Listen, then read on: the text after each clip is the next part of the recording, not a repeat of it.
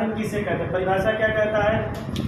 वे सभी पेड़ पौधे, जीव जंतु एवं मृत पदार्थ मानव की आवश्यकताओं और इच्छाओं की पूर्ति करते हैं, उन्हें संसाधन कहते हैं। देखिए ना, मैंने वही लिखा, वे सभी पेड़ पौधे, जीव जंतु एवं मृत पदार्थ जो मानव की आवश्यकताएं एवं इच्छाओं की पूर्ति करते हैं, वे संसाधन कहलाते हैं। समझ में ना? समझ में नहीं है तो आवश्यकताएं क्या होती हैं? जैसे मानो हम हनुमान मोड़ पढ़ाने आ रहे हैं या आप हनुमान मोड़ पढ़ने आ रहे हो ना, तो कुछ लोग पैदल आ रहे हैं, स्वयं का साधन कार्य, और इसमें कह रहा है विनोद की ना सब हम तो पैदल आ जाए। हम जब जाएंगे तब साइकिल से जाएंगे। तो साइकिल क्या कर रही है? लंबी दूरी को आसान बना दे रही है। हम जल्दी से कहाँ आ जा रहे हैं? हाँ, हनुमान मोड़ पे। उसके बाद इसका इनके पड़ीदार है कुंदन। ये कह रहे हैं कि विनोदवा यदि साइकिल से जाएगा, हम मोटरसाइकिल से जाएंगे। तो मोटरसाइकिल पर बैठ के आए तो मोटरसाइकिल और समय को कम कर दिया, जल्दी पहुंचा दिया, थकान नहीं हुआ। तो मोटरसाइकिल क्या है? हमारा साधन है। ठीक है, क्या है? साधन जो हमारे आवश्यकताओं को क्या कर रहा है? आसान बना रहा है, पूर्ति कर रहा है। चलो मानो कि आप भिखारी, मानना है, दुआ दुआ जाओगे ना, तो क्या कहोगे? हाँ, अल्लाह के नाम पर, भगवान के नाम पर, ईश्वर, दुर्गा वगैरह नाम रख के कुछ ना कुछ तो लेके ही लगे ना। तो कटोरा आगे लगाएंगे, तो कटोरा में जो चावल मिलेगा तो कटोरा हमारे लिए क्या है? संसाधन है या साधन है ना जी। उसके बाद हम पैदल कहीं जा रहे हैं तो कील हल जाता, तो हम कहें ना एक चप्पल ले लेते, तो चप्पल पहन के चलते हैं, तो चप्पल हमारे लिए क्या है? साधन है। उसके बाद हमारे यहाँ एक भैंस है, मानना है, तो भैंस से हम डेली दूध निकालते हैं, तो दूध हमारे लिए क्या होता है? खाने के काम में आता है, तो हमारा क्या होगा? साधन है। और उसके बाद ठंडी का मौसम आ गया, मानो आ गया ना, तो हम कंबल ओढ़ लेंगे, तो कंबल हमें ठंडी से बचाया ना जी। तो कंबल क्या होगा? हमारे संसाधन होगा या साधन होगा? बात समझ में? तो जो चीजें चाहे वे जीवित रूप से हों, मृत रूप से हो, या पेड़ पौधे हो, या जीव जंतु हैं, या फिर कोई ऐसा पदार्थ हो जो मृत, जैसे अलमीरा हो गया, कमीज हो गया, आपका बैग हो गया, कॉपी किताब हो गया, कलम हो गया, ये सब हमारे क्या आवश्यकताओं की पूर्ति कर रही है, हमारे कार्यों को क्या कर रही है? आसान बना रही है। ये सभी के सभी क्या कहलाएंगे? संसाधन कहलाएंगे। बारी समझ में आया? तो मैंने लिखा भैंस, भैंस हमारा क्या है? संसाधन है या साधन है?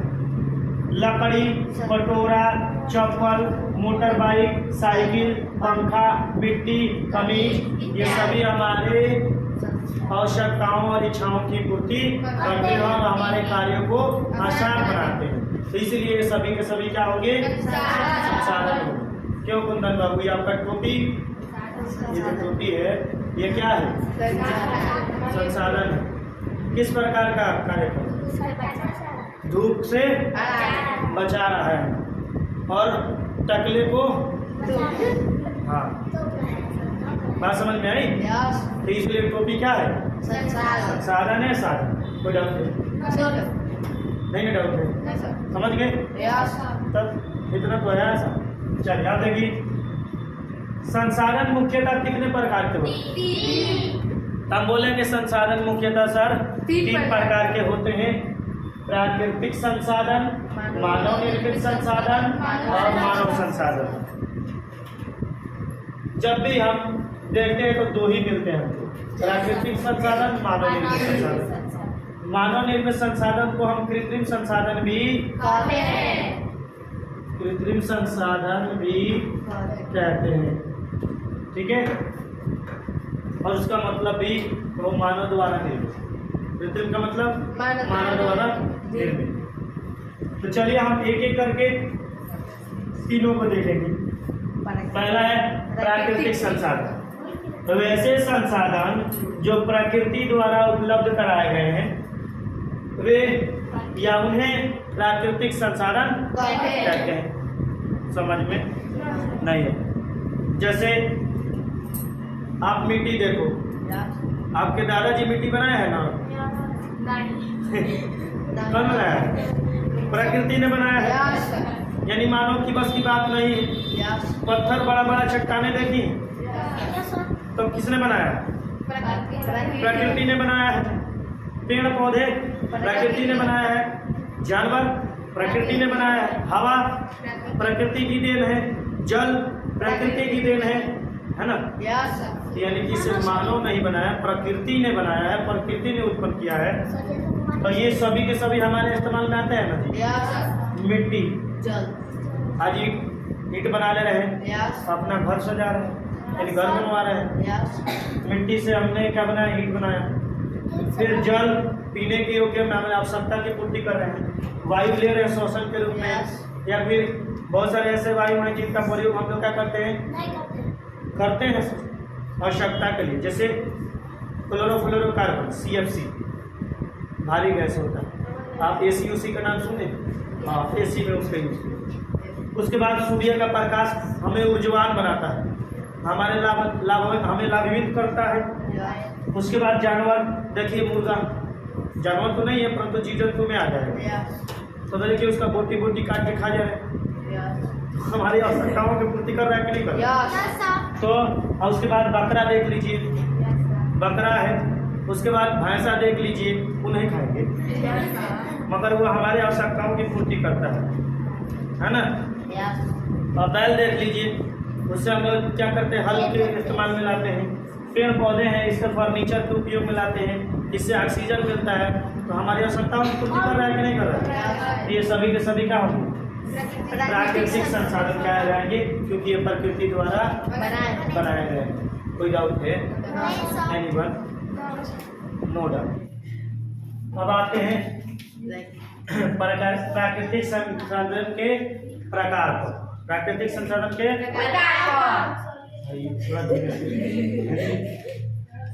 प्राकृतिक संसाधन दो प्रकार के होते हैं। कितने प्रकार के? दो। अक्षय संसाधन, क्षय संसाधन। कई बार इसे लोग जैविक संसाधन एवं अजैविक संसाधन के रूप में भी बांटते हैं। ठीक है? कई मतलब, ठीक है? तो यहाँ देखते हैं हम जैविक संसाधन दो प्रकार के, सॉरी प्राकृतिक संसाधन कितने प्रकार के? दो प्रकार के। अक्षय संसाधन, क्षय संसाधन। हमने कहा कई बार लोग प्राकृतिक संसाधन को अन्य दो भागों में बांटे, जैविक संसाधन एवं अजैविक संसाधन। तो आप कंफ्यूज नहीं होंगे, ठीक है?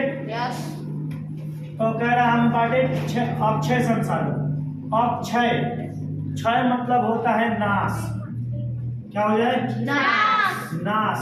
नाश का मतलब जो नष्ट हो जाए। क्या हो जाए? नष्ट हो जाए। परंतु अक्षय, अक्षय का मतलब जिसका क्या हो?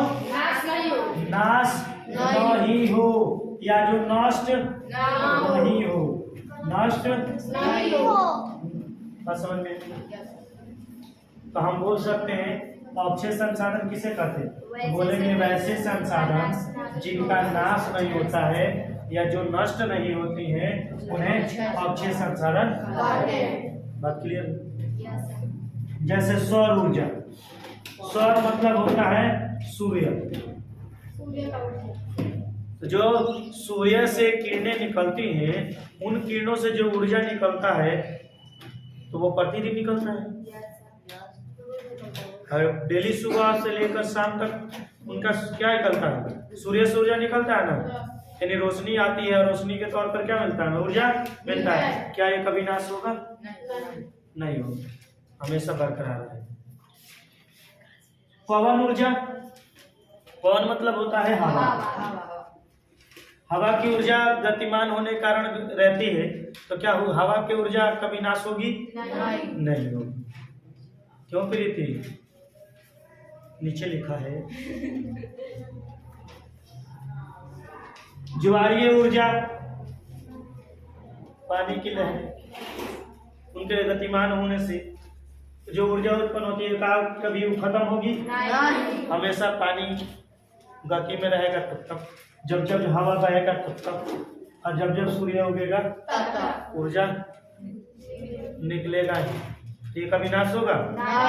नहीं। इसलिए इसे अक्षय संसाधन। चलो उसके बाद आता है क्षय संसाधन। तो क्षय अभी बताएं जो नाश हो जाए। हम बोल सकते हैं वैसे संसाधन जिनका क्या हो जाता है? नाश हो जाता है, या फिर वे नष्ट हो जाती हैं, वे क्या कहलाती हैं? क्षय संसाधन कहलाती हैं। परंतु एक अपवाद भी देखेंगे थोड़ी देर।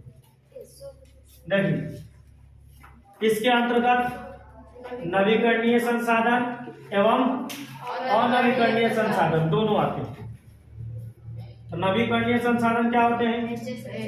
वैसे संसाधन जिनका एक बार उपयोग करने के बाद पुनः उसकी प्राप्ति हो जाए और फिर उसको दोबारा हम यूज कर सकते हैं, उपयोग कर सकते हैं, उन्हें हम नवीकरणीय संसाधन कहते हैं। जैसे सभी प्रकार के प्राणी, पादप, एक पौधा मरेगा फिर दूसरा पादप होगा, मानव, एक मानव खत्म होगा फिर दूसरा मानव जन्म लेगा, क्योंकि प्रोसेस चलता रहेगा, ये खत्म होने वाला नहीं है।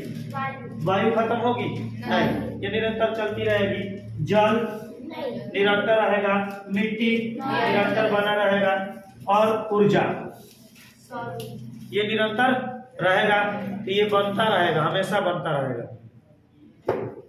जितना आप यूज कर लीजिए फिर उसके बाद नया तैयार। जैसे आप पानी पी लिए फिर नया पानी उसके लिए क्या है, आप हवा का क्या करिए, यूज करिए श्वसन के रूप में, फिर शुद्ध हवा क्या हो जाए, प्राप्त हो जाए। बात समझ में? हवा का किसी प्रकार का, जैसे ऑक्सीजन के रूप में यूज करते हैं ना हवा, तो आप कार्बन डाइऑक्साइड बना दिए, फिर पेड़ पौधे क्या करते हैं, उसके ऑक्सीजन के रूप में तब्दील कर देते हैं, फिर ऑक्सीजन मिल गया कि नहीं? इसलिए हम कहेंगे वैसे संसाधन जिनका एक बार उपयोग करने के बाद पुनः उसकी क्या कर सकते हैं, हम प्राप्ति कर सकते हैं, तो वे क्या कहलाएंगे? नवीकरणीय संसाधन कहलाएंगे। अब आते हैं अनवीकरणीय संसाधन। वैसे संसाधन जो सीमित हो, उनका स्टॉक सीमित हो, और उनका एक बार यदि उपयोग कर लेते हैं तो पुनः प्राप्ति के लिए, फिर से दोबारा यूज करने के लिए करोड़ों वर्ष लगते हैं। क्या लगते हैं? करोड़ों वर्ष लगते हैं। जल्दी आप प्राप्त नहीं कर सकते, तो उसे क्या कहेंगे? अनवीकरणीय संसाधन। हो जाओगे? और बताइए, जैसे जितने पेट्रोल, क्या बाबू, पेट्रोल ऊपर लिखे, पेट्रोल, डीजल, कोयला, हाँ माटी के तेल, यानी कि किरोसिन तेल, हाँ तेल, ये सभी के सभी क्या है? अनवीकरणीय संसाधन है। इसे नोट कर लें।